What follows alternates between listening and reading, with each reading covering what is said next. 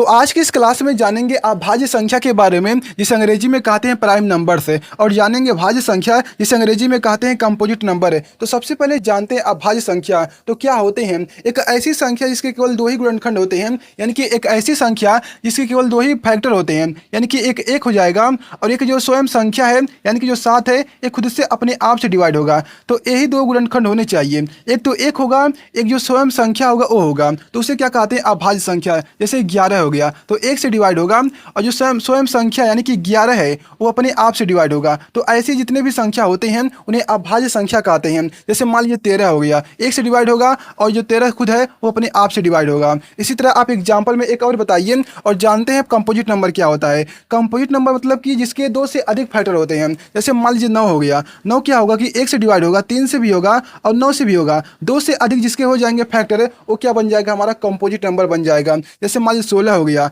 इसी तरह से हो गया, इस तरह से ये भी क्या होगा, 1 से होगा, 2 से होगा, 4 से भी होगा, 8 से भी होगा और 16 से भी होगा। जिसके 2 से अधिक वो कंपोजिट नंबर हो गया। इसी तरह आप कमेंट बताइए 2 अंकों की सबसे बड़ी अभाज्य संख्या और बताइए सबसे छोटी भाज्य संख्या क्या होती है। तो मिलते हैं अगली